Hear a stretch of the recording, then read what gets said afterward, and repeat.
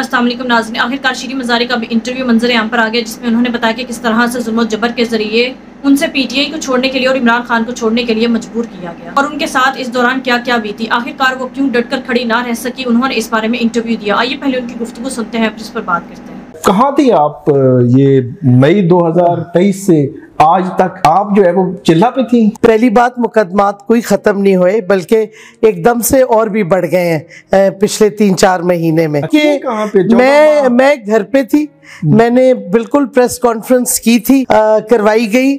आप सबको पता है प्रेस कॉन्फ्रेंस कराई जाती है और मुझे डायरेक्टली कांटेक्ट नहीं किया गया। बट मेरी बेटी को एक हमारे कॉमन फ्रेंड है, उनके थ्रू कांटेक्ट किया गया और उन्होंने कहा कि आप प्रेस अगर आप और ये मेरा उस वक्त मुझे ये 5वीं दफ़ा अडियाला से जब मेरी रिहाई हो गई थी, उठा के लेके जा रहे थे खारियां। तो खारियां जब मैं रात को पहुंची तो पता चला, मेरी बेटी से फ़ोन मिलाया गया तो पता चला कि उन्होंने कहा है कि अगर आपकी वालदा पीटीआई छोड़ दें और सियासत छोड़ दें तो क्या कहते 9 मई के एक्शन को जो हुआ है 9 मई को कंडेम कर दें तो फिर उनकी रिहाई हो सकती है।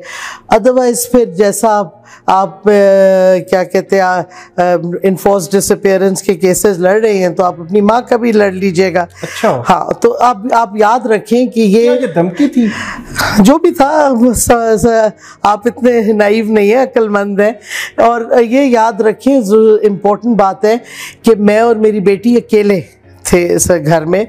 मेरे शोहर और उनके वालिद भी 6 महीने मुश्किल से हुए थे, इंतकाल हुआ था, तो ये हालात थे। तो मैंने फिर ऑब्वियसली जब मेरी बेटी ने मुझे उनको कांटेक्ट करवाया, मेरी बेटी का मेरे साथ, तो आई एग्रीड और मैं आई और मैंने मतलब जो आपसे राब्ता हुआ था कि आप प्रेस कॉन्फ्रेंस मेरी बेटी के थ्रू हुआ था इनडायरेक्टली, बट वो भी किसी थर्ड पर हमारे कॉमन फ्रेंड के थ्रू जो है वो डिस्टेंस करें, सियासत छोड़ दें, 9 मई की मजम्मत करें तो मेरी रिलीफ मिल सकता है और आप ये नहीं, आपकी रिहाई हो सकती, आपकी रिहाई होगी, ये था मोर और लेस। तो दूसरे दिन फिर रात में वहाँ थाने में रही खारियां के, और दूसरे दिन और जब किसने राब्ता किया? क्योंकि फवाद चौधरी कहते हैं कि उनकी मेरी तो मेरी बेटी ने मेरे से बात की थी। तो उनसे किसने राब्ता किया? वो क्या कहते जो बाकी सबसे कर रहे थे। अच्छा, उन्हीं से कर लें।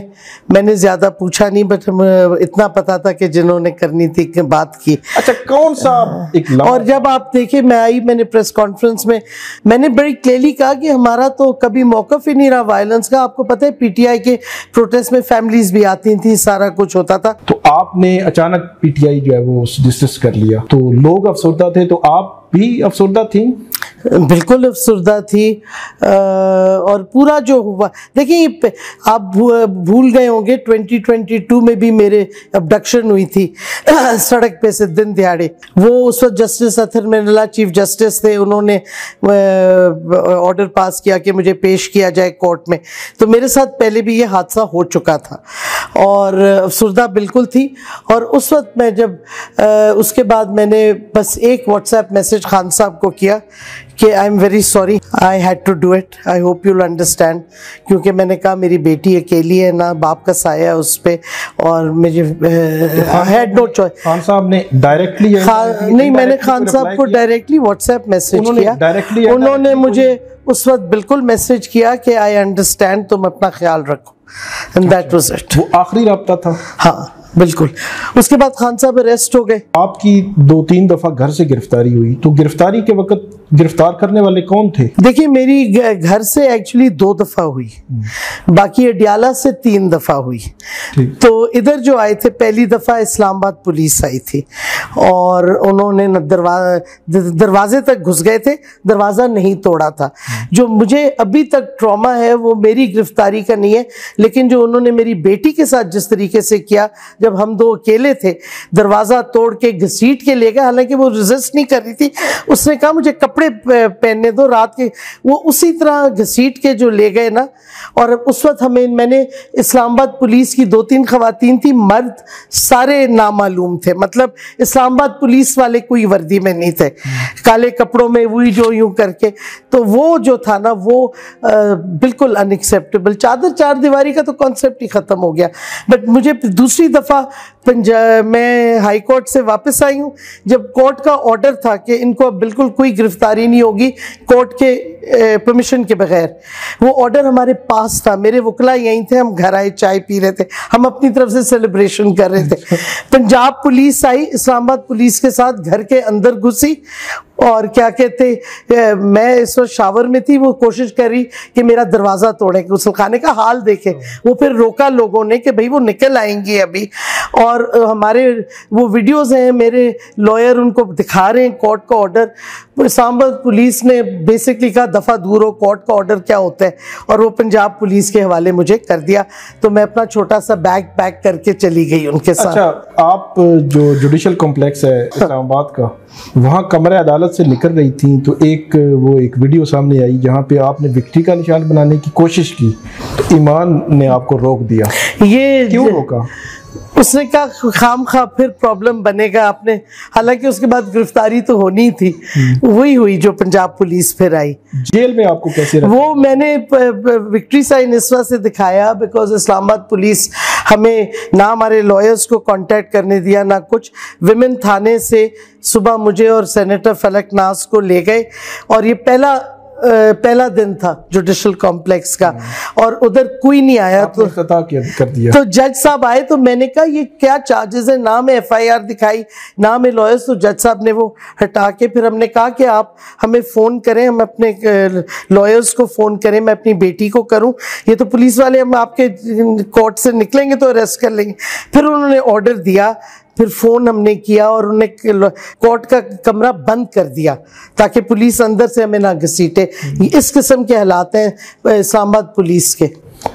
जेल में आपको कैसे रखा गया? तो देखिए, कोई आपको सहूलियात थी? जेल में हमारा उन्होंने खाना वाना जो आता था वो नहीं आने दिया ज़्यादा, और सबसे ज़्यादा ये है कि वहाँ कोई एक प्राइवेसी नहीं है, बाथरूम की दीवारें इतनी हैं और नहाने की जगह कोई नहीं, फ्लश सिस्टम नहीं है। मतलब देसी बाथरूम भी हो, फ्लश तो होना चाहिए, ये हाइजीनिक नहीं है। ख़वातीन का आप देखें ना, सारी खुली होती है जेल, तो ख़वातीन ना नहा सकती हैं प्राइवेटली, ना गुस्ल खाना यूज़ कर सकती हैं प्राइवेटली। आपको जब खारियाँ ले जाया जा रहा था तो दरमियान में किस गाड़ी में लेके गए, क्या हुआ वहाँ पे, वो खास को वाकया? मुझे बता नहीं रहे थे किधर ले जा रहे हैं। पंजाब पुलिस के यूनिफॉर्म में 2 तो खवातीन थी, लेकिन एक जो शख्स थे पंजाब पुलिस के, या तो उन्हें पता नहीं था, क्योंकि जब मुझे गाड़ी में 4 व्हील ड्राइव जो उनकी होती है उसमें बिठाया तो वो मेरे साथ आके बैठ गए। तो मैंने उनको कहा कि मेहरबानी से आप आगे बैठे, आपको पता नहीं प्रोसीजर, यहाँ खवातीन पुलिस बैठती है साथ। तो फिर वो उतर के चले गए। सुना है कि कमेटी बन रही है, या इमरान खान साहब जब बाहर आएंगे तो वो फैसला करेंगे पुराने जो PTI के उनकी वापसी का। तो अगर आपको बुलाया गया PTI में वापसी के लिए तो आपका जवाब क्या हो सकता है? देखिए, देखते हैं क्या हालात होते हैं। मैं समझती हूँ कि खान साहब को मेरा पता है, इस वास्ते मैं और कुछ कमेंट इस पे नहीं करना चाहती। 8 फरवरी इलेक्शंस होते हैं और PTI को काफ़ी नशिस्तें मिलती हैं, कुछ उन्होंने कहा कि फॉर्म 47 वाले ले गए। तो क्या आपने वोट चोट कास्ट किया? क्या आपकी फीलिंग क्या थी? मैं तो समझती हूँ कि एक बहुत जो खुशी की बात थी कि कौम वोट निकली और कौम खड़ी हो गई और वोट उधर ही दिया जिधर वो देना चाहती थी। देखिए, आपने एक पार्टी का सिंबल ले लिया उससे, और सारी जो गड़बड़ हुई है ना, ये जो सुप्रीम कोर्ट का बैट वाला फैसला है, लेकिन आपने सिंबल ले लिया, आपने उनको कैंपेन नहीं करने दिया, आपने इंडिपेंडेंट उनको कहा लड़ो, इलेक्शन कमीशन ने अजीब अजीब सिंबल सबको दिए।